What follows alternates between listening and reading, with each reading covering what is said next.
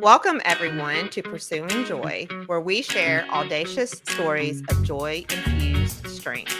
I have Jenny Warner, who began the Miami Valley Nonprofit Collaborative.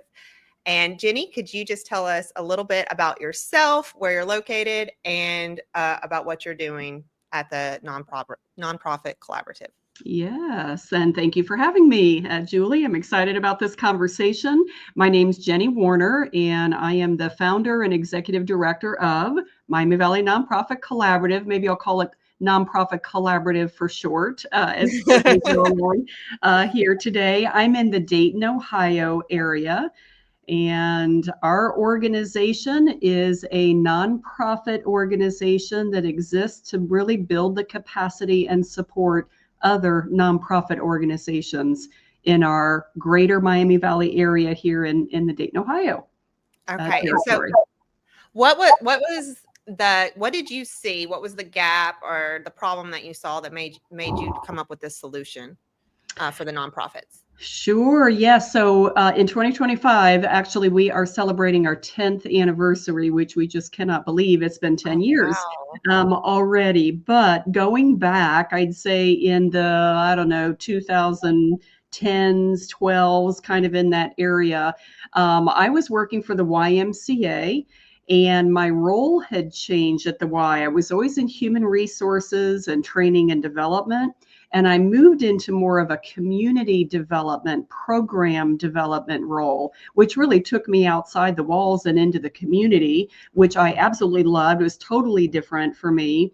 And as such, I got to meet so many other nonprofits. We were talking with other nonprofits. We were partnering with other nonprofits and churches, government organizations, schools. Like we were really out, in the community. And the more that I got to talking with other nonprofits, the more I realized they're really not offering their employees training and development.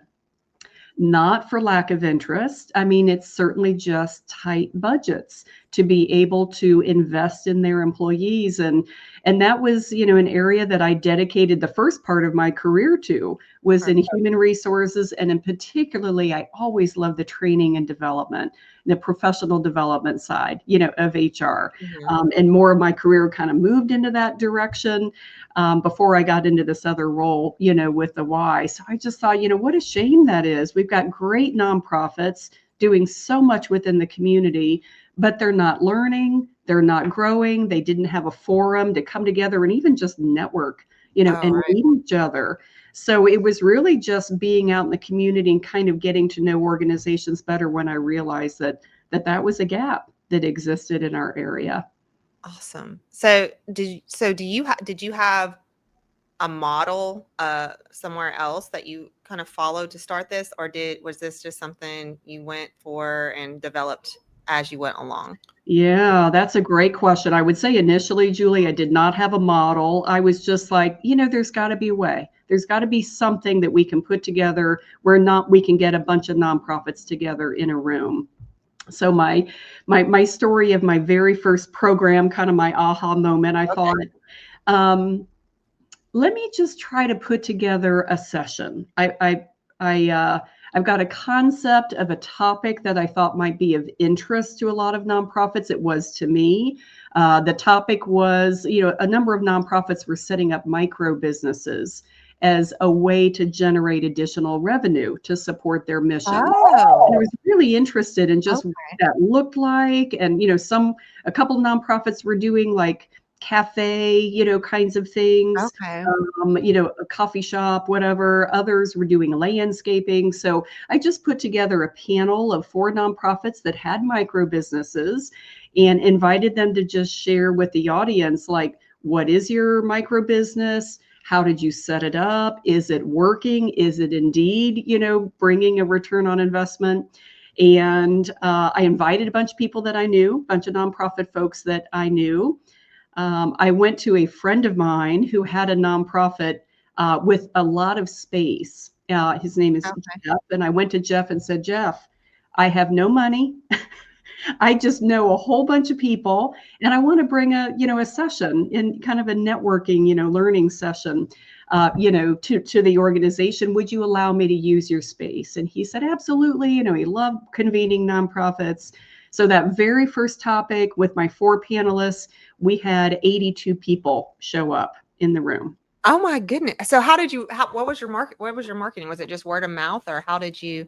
Exactly. I mean, it was very rudimentary because, again, I was just putting it together. I'd never put together, a large scale kind of thing, education, like this for the public. And so I just in Word, I developed a flyer, and I had a Rolodex, probably physically a Rolodex, at the time. And I just kind of put together a spreadsheet and just via email zipped out, a bunch of invitations, and then word just kind of spread from there.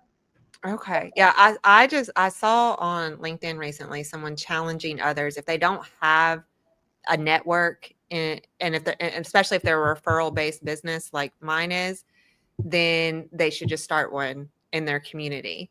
And Yeah. so, like, just get not anything that you have to, not a big mastermind that you have to pay monthly, but just you're referral based, I'm referral based. Like, let's get together and make sure that we know each other and we know how to support each other. And it can, in entrepreneurship and several other just roles in a corporation or company, can be very lonely, right?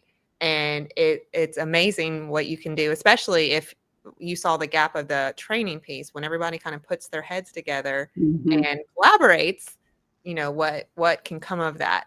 So based on you doing that, then how, you were still at the Y then, right? Or were you? I had actually left the Y, and ironically, I had been riffed from the Y. So I was devastated at the time. I really thought my career was going to end at the Y. I absolutely loved it. I thought I would consult within the Y system. So that was a real, detour, for me career wise. But the blessing of that is that after that happened, I had time to really think about the collaborative and Okay. how could we address this gap. So it gave me time to research and talk to people and even put together that very first session where we had 82 people, show up. Okay. Can you tell me a little bit about navigating from your full-time job at the Y, and then what segueing into the collaborative, how you built that, how you can inspire other people in their entrepreneurial journey? Sure. Yeah. So as I mentioned, had a wonderful career at the Y that I absolutely loved. And unfortunately, that wasn't going to last. I was ripped from the Y. I was devastated at the time. The YMCA is an amazing organization that serves worldwide, right? Which is why I was so excited about it. But again, the blessing was that I was able, it gave me time, right? I had this concept about a training and support center for other nonprofit organizations. So, I had some time on my hands to really flesh that out, talk to more people, understand a little better how this could work, what's been tried in the past and that sort of thing. So started the collaborative with that very first program I mentioned, where 82 people plus a Right. few partners showed up. We had our Dayton Metro Library, Dayton Score, a local university. So we had some the Better Business Bureau has been a key partner of ours from the beginning. So they were all in attendance. It's just like the moons aligned, and we got together to be able to kind of dream about, this concept of a training center for area nonprofits. So that dreaming really took place over the next 5 years before we actually incorporated as a 501c3. So we were running programs. I was doing all of it as a volunteer while I worked other full-time jobs. I Okay. was so passionate. I knew that this had to work. I knew it was needed. The more programs that I volunteered to put together, my friend Jeff helped me with space. Um, the more we were building our mailing list, more people were coming to us. They were requesting more topics. I just knew this was the direction to go, but I had to sustain myself. Financially, I needed benefits. I mean, clearly I Mhm. couldn't just quit. And so I worked for several other organizations in several different roles, none of which in the long run were right for me. Right. And I knew that, but I was really, again, the blessing is even though I was, doing different things and trying different things to sustain myself financially, I was learning a lot, too. Right. Yes. Yes. So I worked in different nonprofits. I learned what their challenges were, how they approach things. All of that fed into where I am today, leading this organization. I have so much experience that I can speak from and that I can develop content from, and share with others. So all of that, really my engagement, my tenacity, right? I had to keep working, working that and other jobs until I was able to fully dedicate it to the nonprofit collaborative. Yes. Yes. I saw a post today that said you don't have to choose between stability and doing something meaningful. And so it's okay that Mm, you're having to work the late hours to build something that is meaningful to you, or the weekends, or whatever you have to do. And like you said, I have learned you're gleaning knowledge along the way as you are doing that. So it's not only the starving artist out there, it's the starving entrepreneur, right? We very have to true. we have to figure out how we can accomplish our meaningful goals at the same time as putting food on our tables. So The thank sign you. for me was that when things weren't going well, let's say in my full-time job, things were always going well with the collaborative. That was just my sign Okay. that this Right. time I'm double dutying, right? I got two things going on. I'm spending so many hours, but it was my sign, just keep going, just keep going. So Yes. read the signs. Right. Yes. Okay. That is a perfect way to describe that. And here you are 10 years later. And so where are you today? How have things transpired and grown and helped the community? Yeah, so 10 years later, speaking of that initial 82 people or whatever that showed up, I was building into my spreadsheet. We now have almost 3,000 nonprofit contacts that are on our mailing list, that, with whom we communicate and, promote not only our programs and services, but other opportunities for nonprofits that we hear about that are being offered in the community. We've served over 500 area nonprofits in these last 10 years, and have provided over 7,000 individual training experiences, over those 10 years. So we've come a long way and we've done a lot, and we're really becoming a place, which I love, where people come to say, hey, Jenny, I need XYZ. Do you know someone? Do you have this? Okay. Can you guys help us? Like, we were really kind of becoming the hub for nonprofit information and resources and support. Even if it's a training we don't provide, we can generally refer a nonprofit to another consultant or to another organization that supports nonprofits as well. So that is such fun work. I absolutely love it. Okay, that is amazing. So who is your team? Is your team uh, coming from other nonprofits? Are they working solely for the collaborative? What is your team build up? Yeah, we've got a great team, but it's non-traditional, I would say. Okay, I love that. Tell me Yep, about yep. So number that. one, in terms of staffing, we really employ and promote the professional service, like outsourcing model. We're still a small organization, Okay. even after 10 years. We have a big impact, serve a lot of people, over 1,000 people a year, but we have a smaller budget. And so I'm the only employee that's on payroll, officially. We outsource our bookkeeping finance because that's not an area that I have expertise in or should Mhm. be messing with. We outsource our marketing and our design work. We outsource our program event management, which is terrific. So I have some wonderful Okay. help to make these, make our trainings and events, really high quality, top notch kinds of events. Um, and then added to that team, oh, and I should say we have several program managers that help run workshop series and that sort of thing. And we have an amazing core of trainers, facilitators, coaches who are willing to come and share their expertise. Maybe it's a half-day workshop or a leadership development program, for example, but they're willing to share their expertise for a fraction, of what they might normally charge, to Right. another audience. And they do it because it's their give back to the nonprofit, community. Our mission is all about bringing high quality, but still very affordable training and leadership development to nonprofits. So we would not be able to do that without the generosity of the facilitators and Right. trainers, Yeah. that are willing to help us.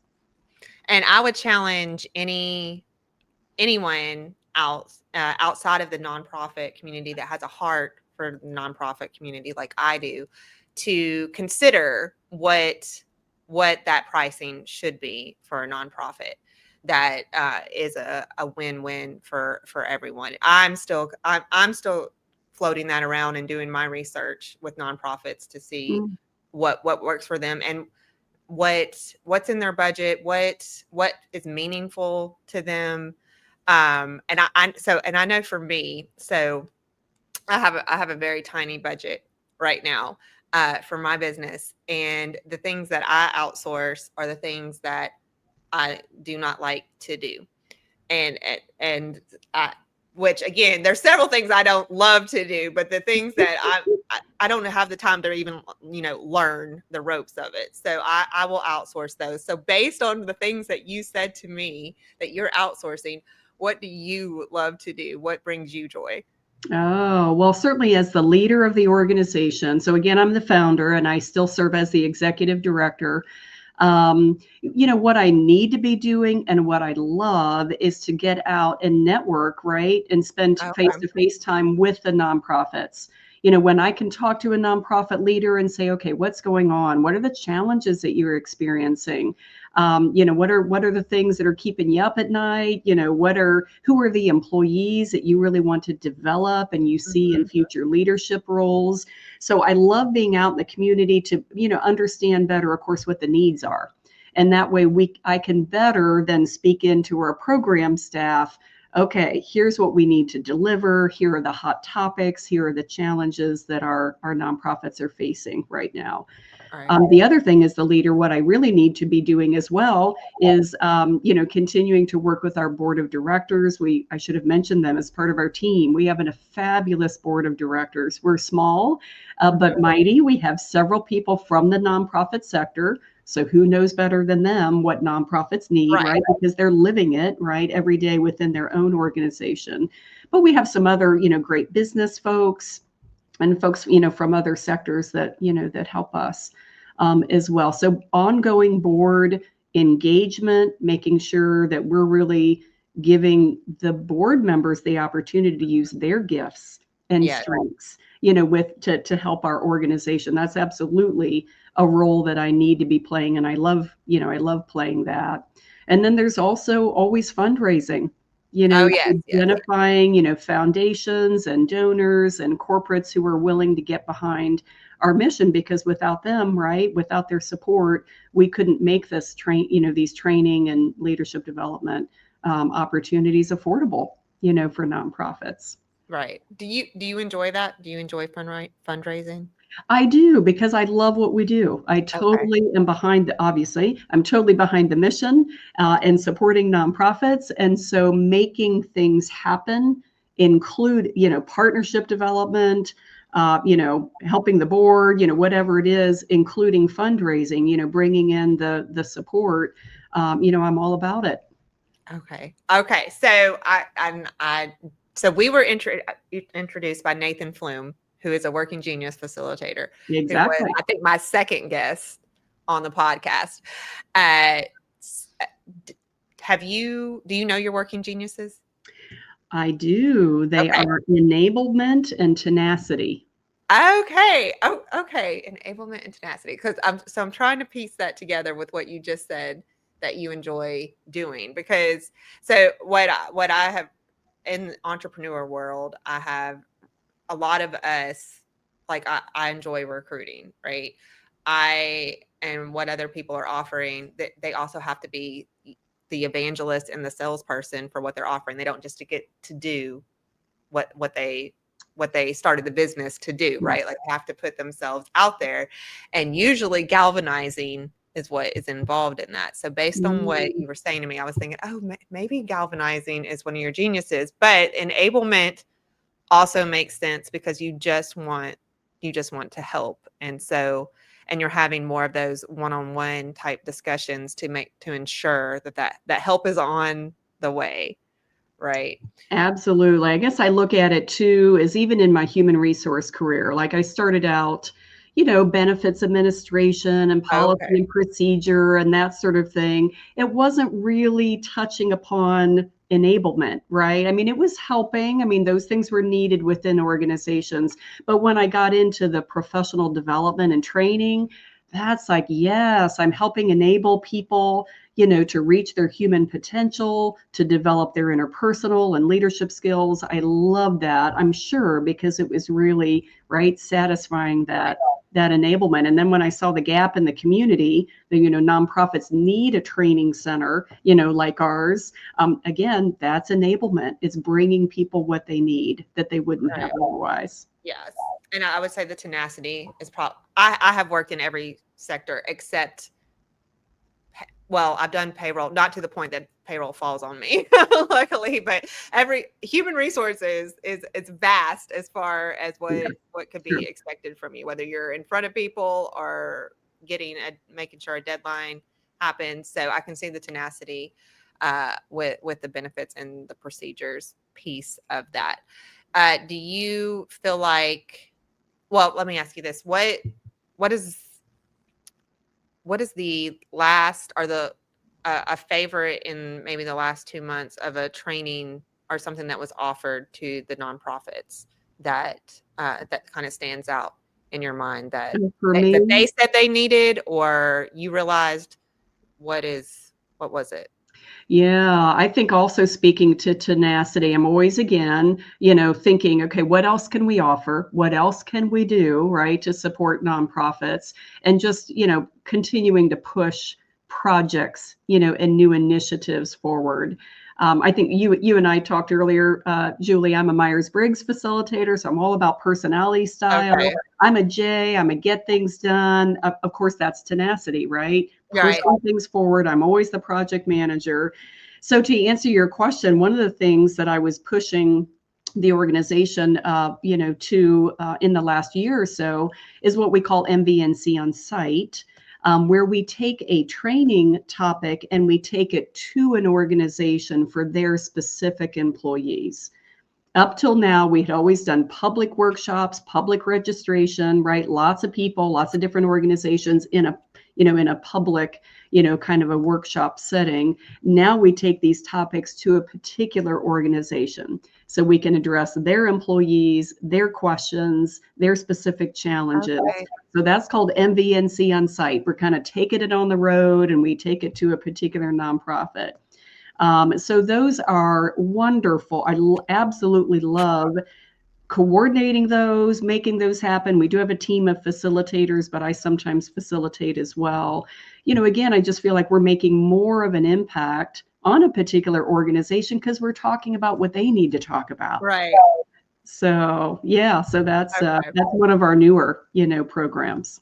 Okay, I think my wonder just kicked in, and Ooh, just my visualization, because I immediately, as soon as you said that, I was like, "Oh, you could have like a bus, right? Where you a bus. take this Oh, I love it. on the road and offer up these different trainings and advertise yourself along the way as well." Okay, so is someone coming to how are they finding that, as far as, are they going on your website, are they already in the collaborative and they're saying, hey, I need this certain thing?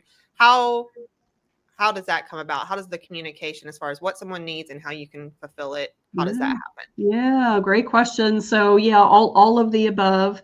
Of course, we promote on our website and we promote in our e-newsletters, email Hmm. and communications and that sort of thing. A lot of times an individual will come to a public workshop session and say, wow, that was great. I'd love for my whole team to hear that. can we bring you Okay. now, Okay. to our team? So sometimes it happens like that. We're, one of the things that I'm probably not as gifted at, that I'd like to have more time at, though, is just as I mentioned, getting out in the community, Mhm. so that and marketing better, what we're doing. So that's certainly a strategy or an objective in our current strategic plan, to work more with the media, more work more to get in other ways to get the word Okay. about the types of offering, the depth and breadth of programs and program delivery formats that we offer these days. Okay. All right. Yes. Okay. So I'm gonna segue a little bit, uh, because I mentioned to you when we talked previously, and I had this, and then you triggered a thought from the past. So let's just give Ohio and that Dayton area like a little bit of a shout out here, because I was like, do people go to Ohio? Like, what do you do in Ohio? And then I remembered that I had stopped at I don't remember what it was. I really need to track because I travel a lot. I need to remember where I've been, but there was a particular garden that reminded me of like the secret garden, Ah, and where it was. When we do pit stops, I don't like to do like fast food restaurants and things like that. I like to picnic in something that it seems special to the area, and so you just for me, I never really know what part of town I'm going to end up in. I never. That's the thing GPS leaves out, but so far so good. We've been good. Uh, but so tell me a little bit of like what's in the area, what you know of recreationally, like what you like to enjoy out there. And oh my goodness. Yes. Well, so for people who don't know, the general Dayton, Ohio area, we're in the southwest part of Ohio. Columbus is an hour away. Cincinnati is an hour away. So we're kind of like right in the middle and right in the hub. But in Dayton specifically, boy, there's so much going on. Of course, we have things like the Air Force, museum that brings people Mhm. from all around the world. So that, certainly is, a very popular, destination here in Dayton. I particularly love the Metro Park system. We have a beautiful network of Metro Parks all around the greater Dayton area, extends, through the county. Wonderful bike trails and rails, like all kinds of outdoor things, going on, in particular, that Yeah. I like to enjoy. Yes. I love to hear about different areas. As I, I I used to we used to travel in an RV for 4 years, and Fun. now I try. Actually, being stationary was kind of more difficult for us than the traveling piece, and so I love to hear about new places to go, because in that time I just felt like we were going from coast to coast to coast and traveling kind of rapidly through the Hmm. middle states. So I'd love to hear what is out there. Yeah. What is currently bringing you joy right now? Well, here at our 10th year of service to the nonprofit community, we really are. I mentioned we're in our strategic planning phase this year, and we're Mhm. just realizing, this is kind of the tipping point, for us, where we need to make some kind of structural changes so that we can continue, our pattern of growth and deeper impact on nonprofits. So one of the things that we're looking forward to is developing more of a core, a larger core of trainers and consultants and facilitators. Now that we have this MVNC on site program, we need Mhm. more people to be able to go out and deliver it. It started out with just me facilitating, and we're slowly growing. So that's a big area for me. Um, I've been, as I mentioned, facilitating quite a bit over the years, and it's really time for me, although I love that work, it really is time in my role to step out of that, bring in other Oh, amazing okay. trainers and facilitators so that I can get out in the community. Again, as I mentioned, the needs assessment, the fundraising, the partner development, and even developing new content. Right. Because of that MBNC on-site program, we've needed to develop some brand new programs. An example is succession planning. Boy, that Oh, seems to yes. be suddenly that is a hot topic. It had not been in all of our needs assessment of nonprofits in the last 10 years. That never rose to the top of the list. And this year is like, wow, okay, it's obviously on nonprofits' minds that they Mhm. really need to think about the succession of their leader, their executive director, CEO. And so we just developed a new program around that topic that we actually have an on demand. I didn't even talk about that. Okay. We have another new program format. It's an e-learning format. So we're slowly building an e-learning library of pre-recorded content that if someone's not able to make it to a public workshop, or it's not really a topic that's right for group learning, it's more of an individual learning, then we've got on demand where a viewer can watch and get some great content, templates, downloads, etc., but view it on their own time, at their own pace. They Okay. can stop, they can start, they can go back to it. So succession planning is a topic that we've put both in our on demand as well as we offer it as an on site. So that's bringing me joy, is to identify new topics that really nonprofits need, to really aid their growth and sustainability and develop content or work with other Right. facilitators to develop content and make those topics available. So walk me a little bit through. Okay, so you determine that succession planning is needed.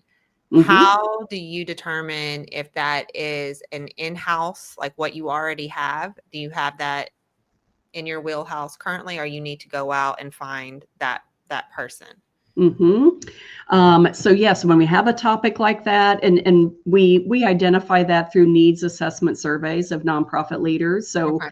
we've got a list of about 450 nonprofit leaders that we communicate with around the area. So we ask them, what's going on? What are the topics? What are the challenges?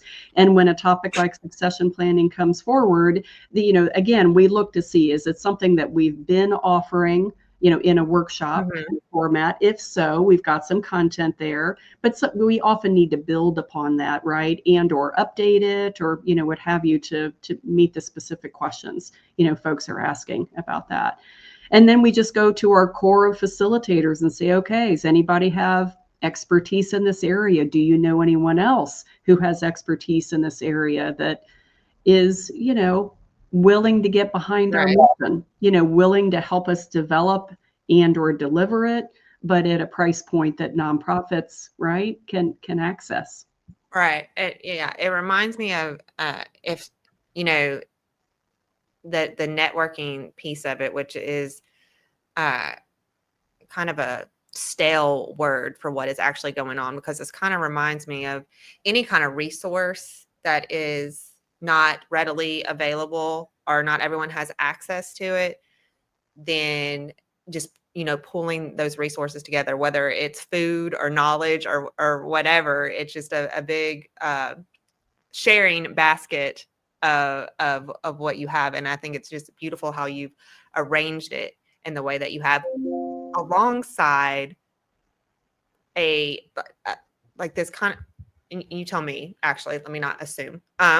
What were you going this direction while you were at the Y, and then that separation happened, or give me a little bit more of the timeline for that, because it seems to me that you used a negative situation and turned it into a huge positive for the community. So tell me just a little bit more about that. Yeah, so it was when I was working at the Y that it just started to resonate with me. I started to observe, boy, anytime I was at a function where there were several or more nonprofits, they all just wanted, like after a meeting or a session, they all wanted to stay and talk and, hey, do you do this or do you know that, or what have you. So it was just becoming clear to me that the nonprofit community needed a forum, to come together. Um, yes, networking is a word. We actually are, as I mentioned, we're in our strategic planning phase this Hmm. year. We've come up, the board and I have come up with some new language. And our new language is around our mission statement is fostering supportive environments for nonprofit professionals Okay. to learn, grow, and collaborate. So we Okay, yes. supportive environments. That really means bring people together, right? Right. Yes, we're networking, but we're learning, we're growing, we're sharing, we're discussing problems and needs, and we're learning in community. We're really clear that we do our best learning when we're learning with other people, right, who are Yes. experiencing the same challenges and such. Yes. No, this podcast in and of itself has connected me with several people that I wouldn't be connected with otherwise. And I'm always very surprised by just a little nugget of information that I get that I could add to something in my life. So the collaboration, the community aspect is, I think, Mhm. essential to business and, personal life.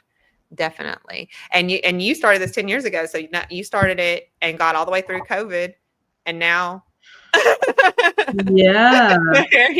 here you Like are. everyone, we wondered, okay, what in the world are we going to do now, right? Because at that time, all of our learning was in person, in Mhm. group settings, lots of people mixing, right, from different organizations and that sort of thing. So that clearly, was not going to happen. So just like everybody else, we had to figure out we had to figure out Zoom. Right, right, yes. Tool that we use for virtual, kinds of programs. We had to figure out how to translate our content into a Zoom format. But we really found that nonprofits needed us more than ever as they were navigating, right, Mhm. funding kinds of concerns, how they're going to deliver programs and services and still, reach their audience, the folks that they were serving. We quickly had to come up with some new topics that were more relevant, in that moment, like how do we take a 5K fundraising event, right, where all these people are together in a group, and how do we turn that into a virtual, Right, kind of a right, fundraiser and still raise money, to support our mission. So we kind of pivoted, to our topics. Um, we didn't expect it, but we actually made more friends during the pandemic. Because more people could reach us, right? When we right, were on Zoom for that, whatever it was, year and a half, folks from outside the immediate area, from surrounding counties who may not have traveled, in the past to one of our programs, were able to easily tune in. right, So we okay. actually expanded, our audience of those that we served during that time. That's awesome. Okay, so if let's say someone in New Jersey sees this opportunity in their community, do you if and they wanted to reach out to you, do you feel like you have a master plan or a model that uh, can be done outside of Ohio or something? Do you feel like you have uh, the blueprint for a successful collaborative? Yeah, we really are. Our mission is focused on the greater Miami Valley area, the area that we're Right. in. However, with that said, with our new MVNC on demand, our e-learning library, that suddenly opens us up, right? To anyone, anywhere that can easily tap into, that. Those sessions, again, just like everything else, super affordable. We generally price those at this time $25 a session. Oh yeah. Maybe it's an hour-long session. We have some great training out there right now for board members, for board development. Okay. One is our most popular one is a 3-part board workshop series that's perfect for a new board member or someone who's never been trained, on what it means to be a board member. Now, we do refer to the roles and responsibilities according to the Attorney General in the state of Ohio, but a lot of Okay. that's going to translate, right? Right. To other states as well. But what does it mean to be a board member? What are the responsibilities around fiscal oversight, around making sure the organization is staying true to its mission, it's Mhm. serving its intended audience. And we do really hit upon board members are indeed responsible and it looks different for every person, for every organization, but they're responsible for fundraising and advocacy, to support the organization. Right. So we hit that. So again, that could be accessed by anybody, anywhere, and very affordably as well. Okay. So, what is the best way to get in touch with you and the collaborative as a whole? Yeah, definitely our website. So all of our programs, all of our services, and the various formats are on our website. It's a little lengthy, but it's www.mv for Miami Valley Okay. nonprofitcollaborative.org. So mvnonprofitcollaborative.org. You'll see what we're all about, who's on our team, but in particular, our events tab shows all of our different in-person training programs, as well as those on-sites that we take for groups at particular organizations, and our growing list of programs on our MVNC On Demand, the e-learning library. Okay.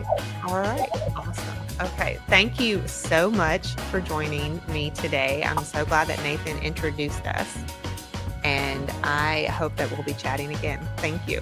Thank you very much, Julie.